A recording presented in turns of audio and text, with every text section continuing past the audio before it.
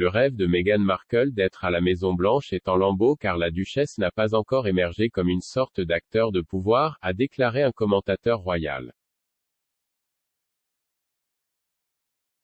La commentatrice royale Daniela Elser a critiqué Meghan pour son appel à froid aux sénateurs au sujet d'un congé parental payé aux États-Unis, affirmant qu'il avait baissé un scone sans gluten et sans produits laitiers lors d'une garden party au palais de Buckingham et que la duchesse n'a pas encore émergé comme toute sorte de power player avant les élections de mi-mandat plus tard cette année. Madame Elser a ajouté, fin juin, l'ancienne actrice a pris part à une conversation avec la pionnière féministe Gloria Steinem pour Vogue après l'horrible annulation de la protection contre l'avortement, en disant, eh bien, Gloria, il semble peut-être que vous et moi prendrons un voyage à décès ensemble bientôt. Près de 2 mois plus tard, la duchesse ne s'est pas encore présentée à l'intérieur du périphérique. Un nouveau sondage réalisé par Express.co.uk a révélé que Meghan est le deuxième choix le plus populaire parmi les femmes à se présenter pour les démocrates à l'élection présidentielle de 2024. Cependant, il a constaté qu'un Donald Trump renaissant battrait facilement le royal. Les rêves de Meghan de la Maison-Blanche ont claqué, le rêve de Meghan Markle d'être à la Maison-Blanche est en lambeaux car la duchesse n'a pas encore émergé comme une sorte d'acteur de pouvoir, a déclaré un commentateur royal.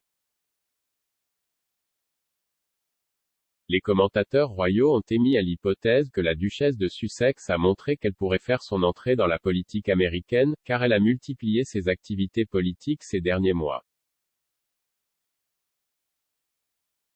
La commentatrice royale Daniela Elser a critiqué Meghan pour son appel à froid aux sénateurs au sujet d'un congé parental payé aux États-Unis, affirmant qu'il avait baissé un scone sans gluten et sans produits laitiers lors d'une garden party au palais de Buckingham et que la duchesse n'a pas encore émergé comme toute sorte de power player avant les élections de mi-mandat plus tard cette année.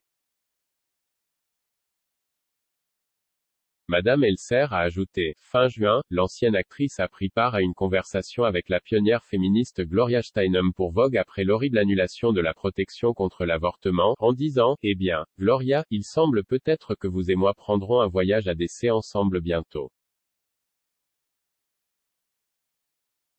Près de 2 mois plus tard, la duchesse ne s'est pas encore présentée à l'intérieur du périphérique.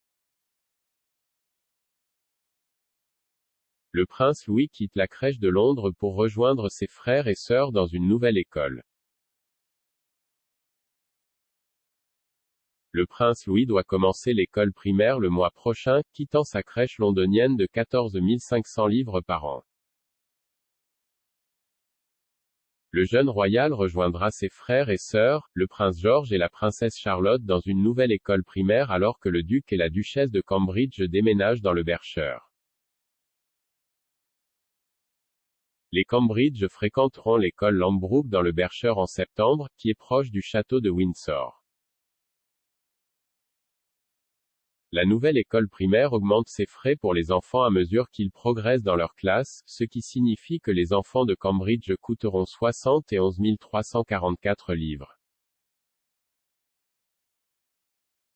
Comme il vient de commencer l'école primaire, l'éducation du prince Louis coûtera 17 556 livres, celle de la princesse Charlotte coûtera 25 792 livres et les frais les plus élevés seront les cours de prince George, qui coûteront 27 996 livres par an.